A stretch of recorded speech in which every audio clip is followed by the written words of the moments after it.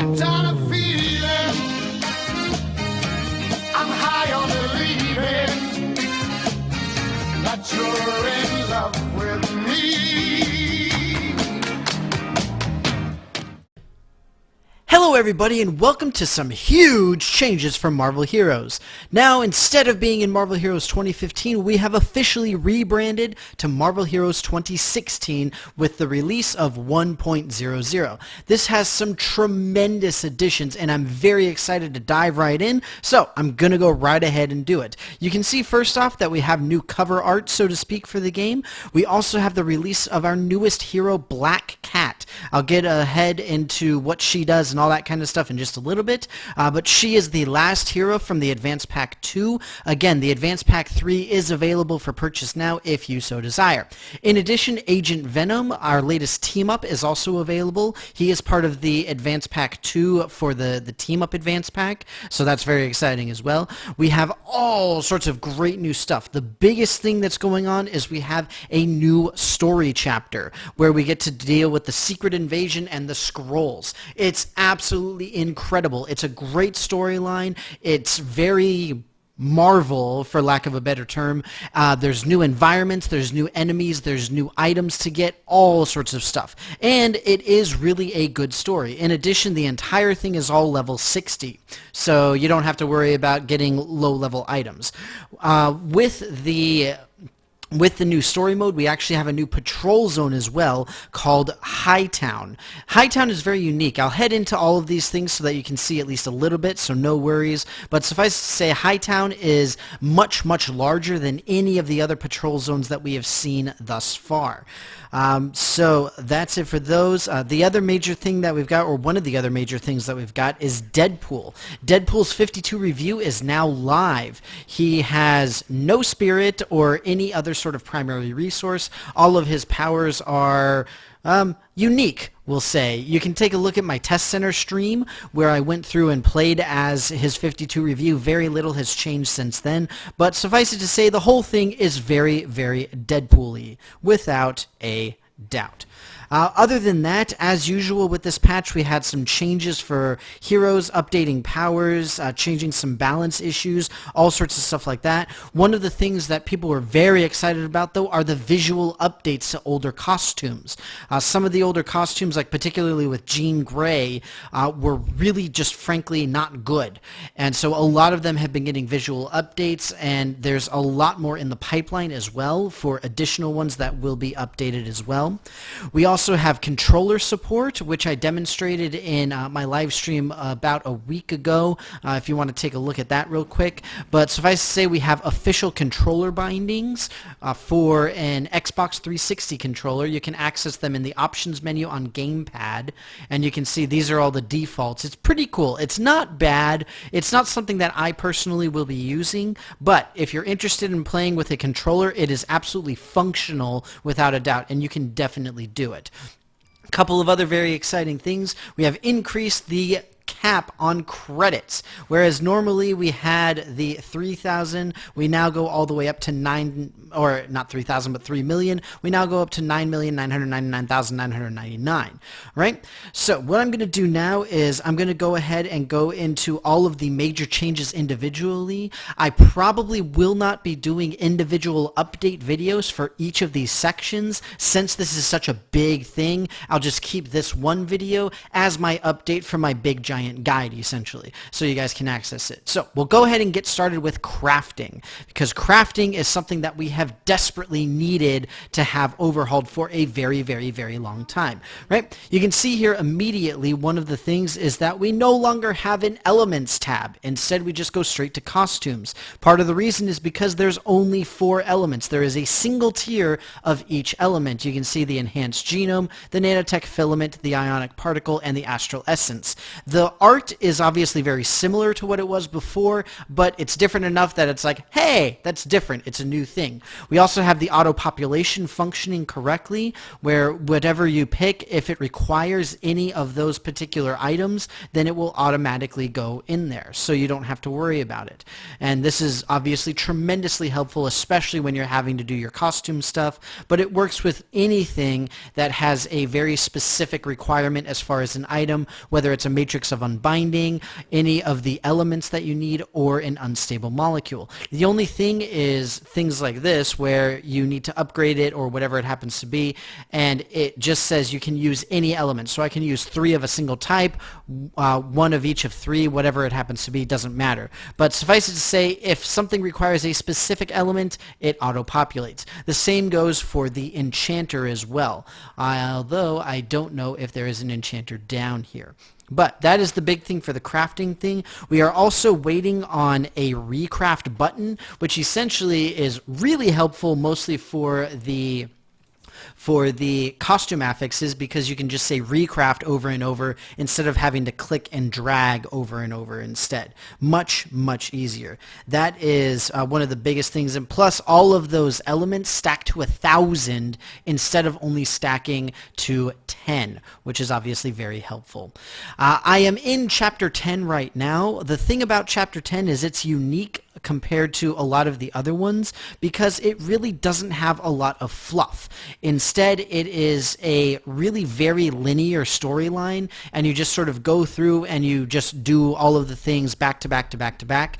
It's kind of nice. It's a nice break from some of the other ones where you're just bogged down with all of these different side quests and things. I personally don't really enjoy that, but that's just me. That said, there is some absolutely gorgeous artwork. There's some gorgeous new locations, all this kind of stuff. You can see, I'm not going to give away the story, but you guys know it's the Skrulls, so you know that we are being invaded, so you can see there's different locations that are now unique in that they have been invaded, right? Other than that, this is essentially where Hightown is based off of, right here, the Hightown Patrol, but this is the story mode version of it. So first and foremost, Hightown is huge. You can see just how enormous it is. The map goes completely off the screen. If you go into the regular Hightown Patrol zone, whether it's by the challenges or here in the story mode, then you can see we do have the regular events just like with any of the other patrol zones. One nice thing though is that we actually have a sort of fast travel system within this area. So you can see here where we are, and then we can just move around within the sewers, and these allow you to go to other locations very, very quickly. So you can see here we can just pop up, and now we've gone substantially farther across the map than it seems like we should have. Now, I mean, obviously this completely breaks all of the things, but at the same time, it's very, very helpful with such a large map. So you can see we want the central district. Well, that means that this is probably this one right over here with the central district for this particular event. So we'll pop up here, and then we can see we've got some Skrulls attacking. Oh no! So we'll go and we'll attack. But again, you can see very, very quickly how large this thing is, and we never had too many problems with being able to get to the bad guys, except maybe an ICP, but here it's even worse. So having this miniature fast travel system is really tremendously helpful, whether it's in the story mode or in the so-called canonical, what would you call it, challenges. So see, look, Skrull Avengers Medallion. Aw, yeah. And again, all new items, all new art, all new everything. You can see all of the enemies in here are basically Skrulls and the Hand, and there's also demons, all sorts of stuff. It's funny, though, because whenever you defeat most of the bad guys within Chapter 10, it turns out that they're all Skrulls. In this case, they're not all Skrulls, but a large portion of them are. Right, so this is Hightown Patrol again. Nice new mode to have. The events are varied in terms of what you're defeating. It's not always a boss wave. Sometimes it's similar to ICP in that sense, where we've got a bunch of different things that we're working with, a bunch of different types of bad guys that we're fighting, a bunch of different requirements for the individual events, etc., all of that good stuff. Again, overall, Chapter 10, very, very good. I'm not going to go too far into exactly what happens because I don't want to. You guys just need to play it. The only requirement is that you have to be level 60 in order to do it, but other than that, just follow the remote notifications, which are going to pop up here, and you will get it and be able to hop in and just have at it. So what I'm going to do now, I'm just going to go into the training room very quickly here so that I can show you guys a little bit of Black Cat. I have not really leveled her, so you won't be able to see too much. For whatever reason, this is not working. I don't know why.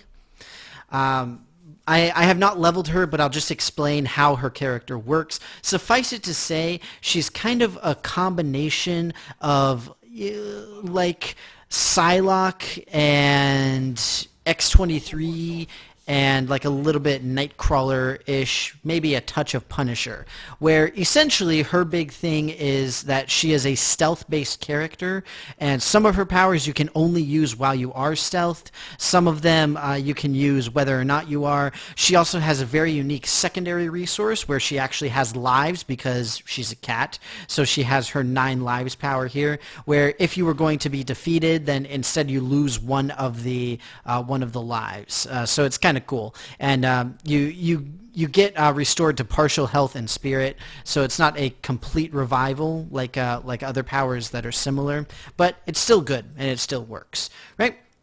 So you can see here, this is her her particular specializations, where she's got the hunter, the hunted, the predator, and the prey, and then the fortune in favor. So she's got some really interesting powers. She does have her like sort of probability luck-based powers, which for those of you who have watched my stuff before, you know I really don't know much about the comic books. I am more familiar with like the probability and luck things with Domino, so I'm guessing that Black Cat has something somewhat similar at least, but I personally am not very familiar with her or her abilities. But suffice it to say, a lot of her powers are based around stealthing and the traps. That's who it was. Black Panther. That was the other person. So Black Cat is sort of a combination of Psylocke and Black Panther. That's who it was. Where she's got the various traps that will keep bad guys in place and also just damage them with various things, various implements, various damage types. The vast majority of her damage is physical, though. I believe it's actually all physical, even though some of it seems like it shouldn't. But just like with any hero, she's got her various her various passive powers, which are relatively good. The bad luck is a very, very interesting mechanic. Same thing with Master Thief is kind of cool. It's just a very interesting thing. And when you play as her, the important thing is to balance being stealthed and unstealthed so that you can get the maximum benefit of her powers, while at the same time using a lot of her attacks give bleed effects as well. So all sorts of cool stuff. She's a unique melee character, and it's unfortunate I didn't get to do a live stream with her on the test center, but either way, she's interesting. She's better than I expected, I should say. I think she still needs some work. She still needs some tuning and all that good stuff, but what new hero doesn't? So overall, very happy with her. If you guys are interested, I will be doing my stream tomorrow. That is Saturday, and I will likely be playing as her at least a little bit. The other big thing that we added with the 2016 update are the leaderboards for the achievements and overall progression. They're relatively slow going though, but basically the progression is just looking at the levels that you have obtained within the game. So for example, I've obtained barely any, and essentially this includes the prestige levels, and that's why there are people that are all very, very, very much higher than I am. So yeah, no worries there. Achievement points, same thing. I'm pretty terrible at achievements, but you know, it's very impressive. And now this is something that a lot of people have been asking about, to be able to see this and be able to compare against one another. So if you're interested in this, here it is. Kind of cool, good to have it. I personally am not really a fan of it because I don't necessarily care about it, but I know that a lot of people really do. So that's pretty much it. Again, it is a huge thing. One thing though, one thing left. When you first log in with the 2016, you get a Secret Invasion fortune card. This is a new fortune card that is available in the store for purchase as well. And you can see all of the epics are all costumes for the various Skrull imposters. So it's kind of cool. And yeah, there you can see there's quite a few of them. Very fun. We'll see if I get lucky on it. I do not, because of course, who gets lucky? But then we get the ingredient here, and actually with this one, the threshold is lower to get the costumes. Instead of what is it, 90 or whatever? I believe it's 40 or maybe 50 if I'm not mistaken. We'll go check with Clea real quick just to be certain, because I honestly do not immediately remember. All right, here we go, imposter, 50. So there you go, whereas normally it's the 95. Right, so much easier to get those costumes if you want one of them. And they do look pretty cool because they're the Skrull invaders, so you get the green hair and, you know, like everybody has a goatee and all that cool stuff. So very exciting, very cool stuff. As I mentioned earlier, I probably will not be doing full-fledged videos on every single section of this because I covered essentially all of the bases here. I mean, the new story chapter is cool, but in the end it's a new story chapter. There's not really new mechanics involved with it. Again, same thing with the crafting system. I explained essentially what has changed on it. Speaking of which, I will go over to the enchanter so that you can see the same thing happens. So see there, we still have the auto population for the runes, but some of them are bugged. They're not working just yet, but no worries. I'm sure that they will very soon enough. Other than that, though, I say that's it, but it is a huge update. Again, this is 2016 now. This is Marvel Heroes 2016 1.0. This is an enormous update. Very much looking forward to playing around with it. Very much looking forward to messing around in the new patrol zone. As I said, I went through Chapter 10 of the story. Absolutely incredible. Highly recommend it. But with that, thank you so very much for watching this update video for my big giant guide. I hope that you enjoy it. I hope that you guys go out and enjoy Marvel Heroes 2016. Be sure to keep an eye out on the Advanced Pack 3, which is available now as well. And just keep an eye on the news. There's all sorts of cool stuff. Make sure that you watch my live streams. I always give away fun stuff for my live streams too. So with that, thank you very much once again, and I will see you next time. Lips as sweet as candy, its taste is on my